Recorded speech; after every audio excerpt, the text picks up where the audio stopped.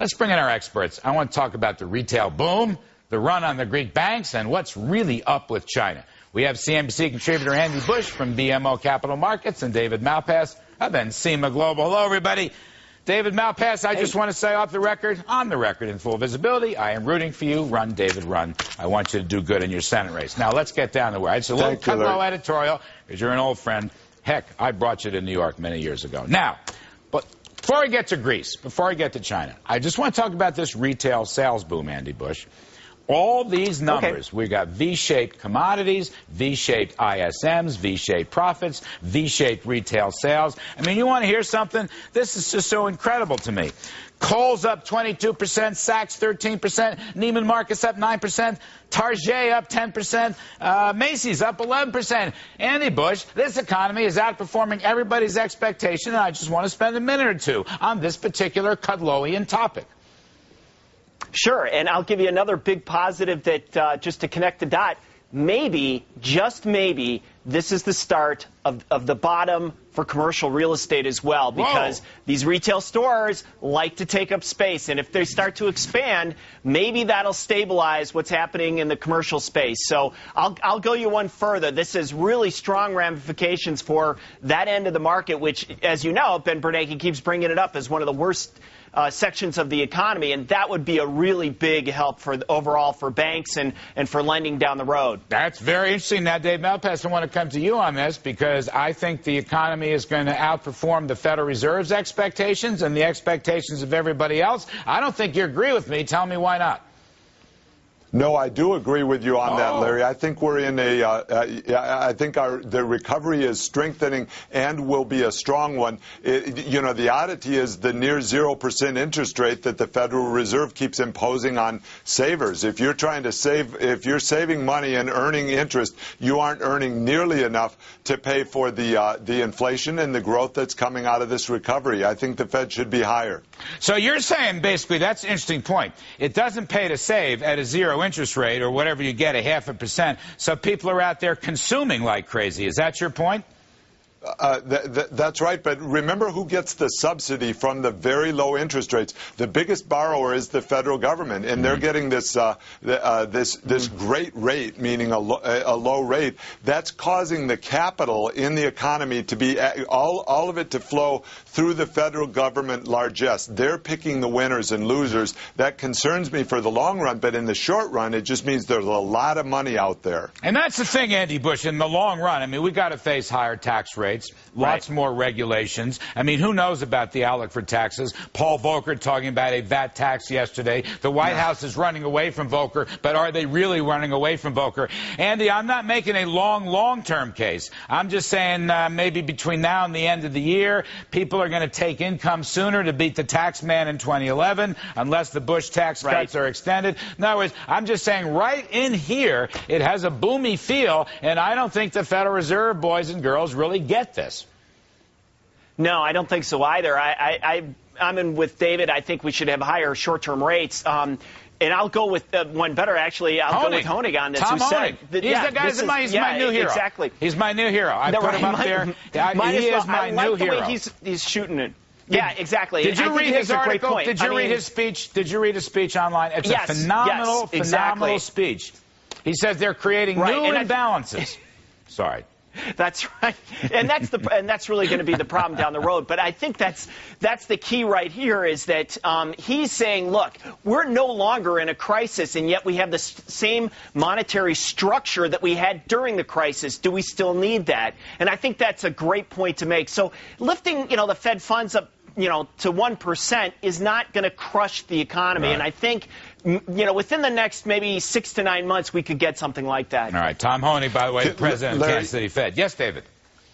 Okay, so the jobs problem is still there for small businesses, meaning private sector job creation is not occurring very strongly yet, and it should be at this point in an upswing in the economy. Part of that comes back to just Washington spending a whole bunch of money. So as you're sitting there with a small business, you've got to wonder why hire when Washington's going to be allocating all of the capital. I think that remains a big problem. All right, I know it's a big long-term problem, Dave, and you may be right in the shorter term, but I will note this.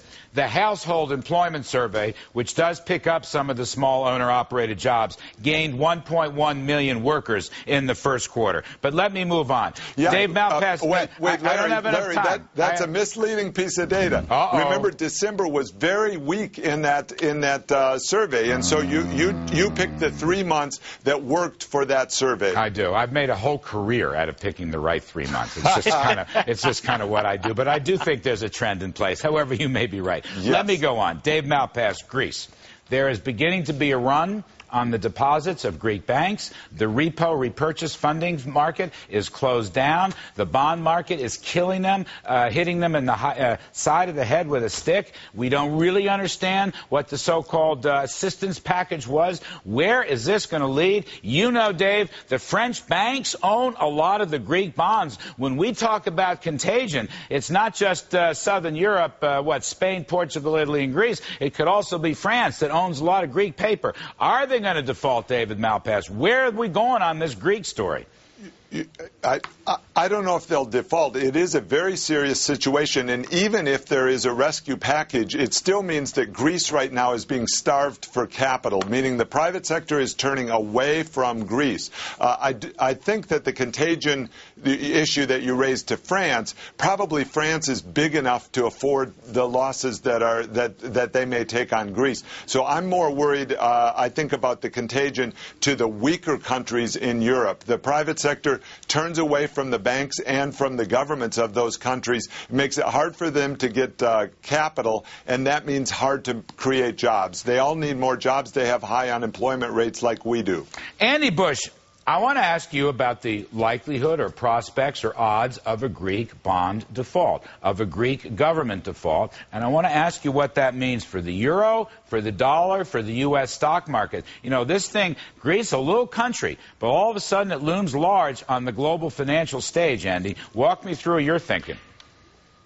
Sure. Well, as soon as I heard about the banks and started, understanding what was going on with the repo situation, it reminded me of Bear Stearns in the beginning, of 2007. And that's really what gets me nervous about what's happening in Greece. And who would have thought that that's really where the major problems are going to emanate from? As you know, Greek banks own a lot of Greek government debt, and that's the other problem that they have. So they're going to be starved for cash. Nobody really wants to be a counterparty for them, or at least that's one of the biggest problems that they have. So it's the banks that are going to lead to the problems that the government's going to have. The Greek that banks. Will trigger an IMF. Yes, the Greek banks lead to a problem with the government being able to come up with 25 billion worth of euros that they have to roll over by the end of May. So I think they're going to be bailed out by the IMF between now and then, and it'll stabilize things for a while. But again, this is something that I anticipate, and I've been telling my clients for a while. Every time there's an auction in Greece, you're going to run through this problem, this fire drill, whether or not they get the funding. And clearly, when two-year notes in Greek debt are 666 basis points above German notes, you've got a real problem there of funding yourself. Dave Malpass, want to close out the Greek thing, get to China. But before I do, I want to ask you, what does it mean, if Andy Busch is correct, and he may be, that the IMF is going to have the ultimate rescue package for Greece? What does that mean? And I want to ask you, what does that mean for the whole European Union, and especially the euro? Will the euro survive this? Yeah, the IMF has typically gone into developing countries, smaller, weaker, less wealthy countries, and prescribed programs that actually, in the end, I think end up hurting them by prescribing devaluations and higher tax rates. But in Greece, I think it would actually be good to have the IMF in. Well, they may try to get the government to spend less money. In all the years I've known you, I've never heard you say a positive syllable about the IMF. I used to argue, and you've heard this before, if you want to look at where the great next country revolution unrest is going to be, just get the IMF travel schedule. You're saying the IMF might do good work in Greece? Is such a thing possible, David Malpass?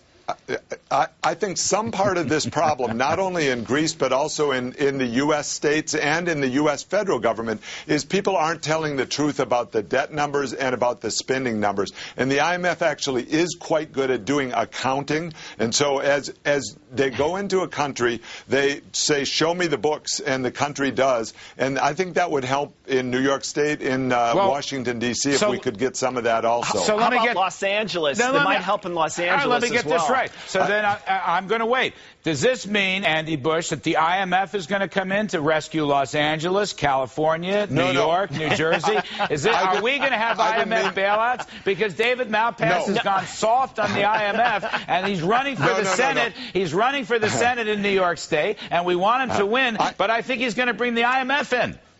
No, Larry. I mean honest accounting. Honest accounting. Honest accounting. That would be great. You know, and David brings up a really good point. We need to shine a light on all the major problems that we have with debt, whether it's the state governments, the municipalities, or whatever, so we can look at where the problems emanate from. And in Greece, we know that it emanates from overpaying public workers and promising pensions that are much larger than what the state can support. And I think that's endemic throughout the United States as well. One last one, gentlemen. I've only got time. I need a one-sentence answer. Dave Malpass, is the renminbi going up or not, the Chinese currency? I think it will go up, but they're not quite there yet.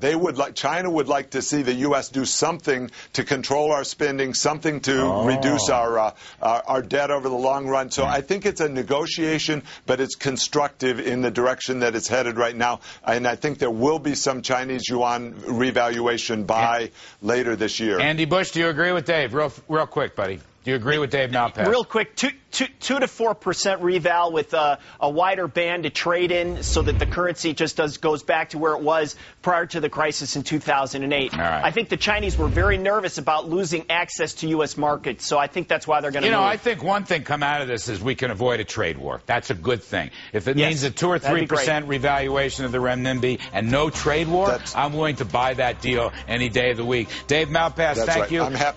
Once again, I want to say, run, Dave, run. All the best in your Senate race in New York State. And Andy Busch, we're going to get you to run in Illinois, my friend. Thank you both for helping us tonight.